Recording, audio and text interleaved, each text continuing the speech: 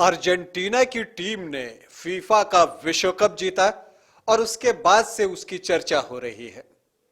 इन सब के बीच हमारे आपके सबके मन में एक सवाल जरूर आता है कि अगर भारत की फुटबॉल टीम अर्जेंटीना से खेलती तो लियोनेल मेसी की टीम से अगर सुनील छेत्री की भारतीय टीम का मुकाबला होता तो क्या होता।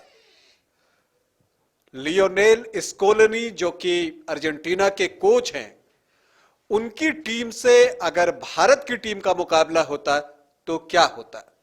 तो आपको बताऊं कि इस बारे में तो बताना मुश्किल है, लेकिन यह आपको जरूर बता सकता हूं कि भारत और अर्जेंटीना के बीच अब तक एक मुकाबला हुआ है और उस मुकाबला में क्या हुआ था यह आज आपको बताऊंगा। साथ ही आपको यह भी बताऊंगा कि एक बार अंडर 20 में भी भारत का अर्जेंटीना से मुकाबला हुआ था, उसमें क्या हुआ था। तो बने रहिए हमारे साथ। आपको बता दूं कि आप देख रहे हैं न्यूज बाइस्कोप और मैं हूं राकेश रंजन।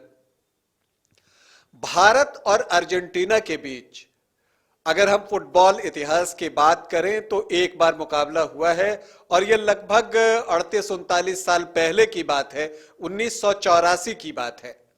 भारत में Nehru cup international football tournament होता था और उसमें विदेशी टीम खेलने आया करती थी और बड़ी बड़ी टीमें भी आया करती थी। अगर मैं बात करूं तो पोलैंड की टीम आती थी, अर्जेंटीना की टीम आती थी, हंगरी की टीम, साउथ कोरिया की टीम, तो इस तरह की टीमें आती थी, चीन की टीम आती थी। तो ये टीमें आती थी उसमें खेलने के लिए। तो उसी में 1984 में भारत और अर्जेंटीना के बीच मुकाबला हुआ था। कल कोलकाता के ईडन गार्डन्स में वो मैच हुआ था और लगभग 50,000 दर्शक जो है उस मैच के गवाह बने थे।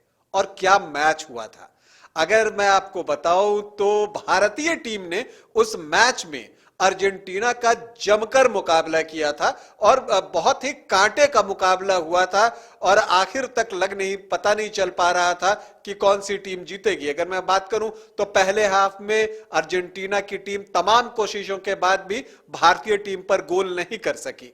एक्चुअली था क्या कि भारतीय टीम ने बिल्कुल डिफेंसिव फुटबॉल खेलने की रणनीति अपनाई थी और वहां पर मनोरंजन भट्टाचार्य एक डिफेंडर थे भारत के और उनकी जितनी तारीफ की जाए कम है। वो उस मैच में खेल रहे थे और उन्होंने बहुत सारे आक्रमण का जो है वो बचाव किया। भारतीय टीम जो वो भारतीय टीम थी उसमें भी स्टार खिलाड़ी थे।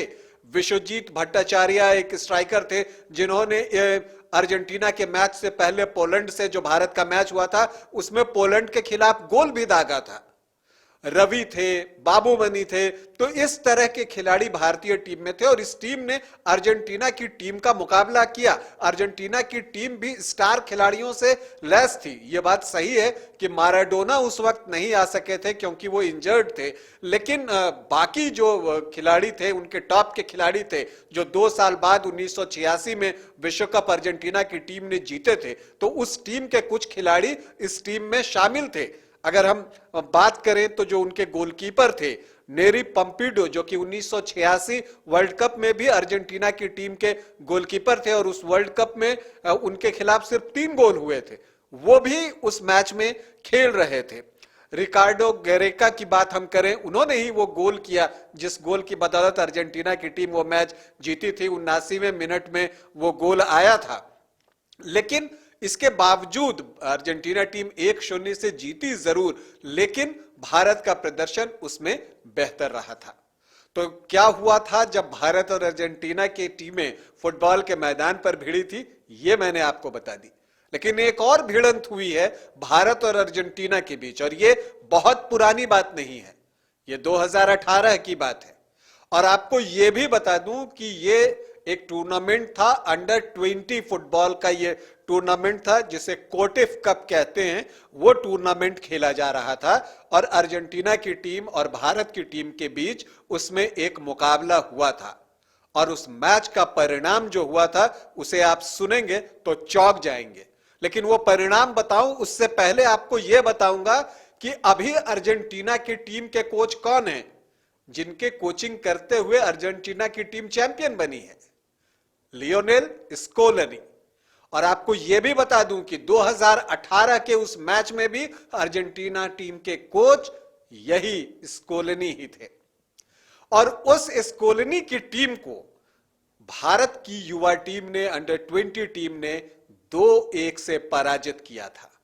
यह एक सुनहरी याद है और भारतीय फुटबॉल के इतिहास में अगर हम बड़ी जीतों की बात करें तो उसमें से यह एक जीत है जो भारत ने अर्जेंटीना की टीम के खिलाफ हासिल की थी। भले ही यह अंडर-20 का टूर्नामेंट था, लेकिन यह जीत बड़ी थी और भारत की तरफ से जो 2 गोल हुए थे, दीपक टंगरी ने गोल किया था, अनवर अली ने गोल किया था और भारतीय टीम 2-1 से जीती थी। इन्हीं कोच जिनके कोचिंग करते हुए अभी अर्जेंटीना की टीम विश्व कप जीती है, लियोनेल स्कोलनी, और यही उस वक्त अर्जेंटीना की टीम को कोच कर रहे थे। तो वो एक बड़ी जीत है। तो ये बातें हुई कि भारत और अर्जेंटीना के बीच मुकाबला की बात, मैंने एक काल्पनिक बात की कि अगर अभी होता तो क्या होता, लेकिन उसके जरिए मैंने इतिहास की कुछ बातें आप तक रखने की कोशिश की।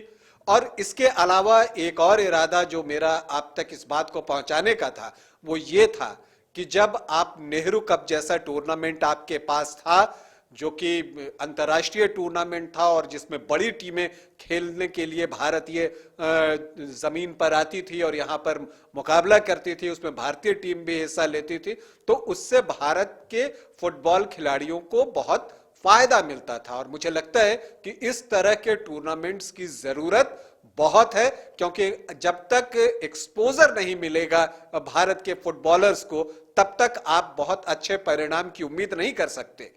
और जैसा मैंने कहा कि अंडर-20 की बात जो मैंने की वो 2018 की बात है, मतलब 4 साल पहले की बात है। तो इससे लगता है कि भारतीय फुटबॉल में भी प्रतिभा है, प्रतिभा की कमी नहीं है, और अगर उनको सही प्लेटफॉर्म मिले, सही मार्गदर्शन मिले, तो वो अच्छा स्कोर कर सकते हैं। सुनील छेत्री की बात मैंने आपसे शुरुआत में की। आपको पता होना चाहिए कि सुनील छेत्री, लियोनेल मेसी, और अगर हम बात करें तो जो पर्सनल लेवल पर गोल करने की बात है किसी देश के लिए इंटरनेशनल मैचेस में, तो उसमें मेसी से ये पीछे जरूर हैं, क्रिस्टियानो रोनाल्डो से पीछे जरूर हैं, लेकिन तीसरे नंबर पर सुनील छेत्री ही हैं।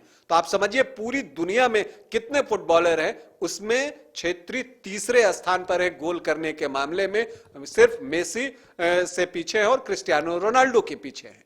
तो मेरे कहने का मतलब यह है कि भारतीय टीम में भी प्रतिभा है।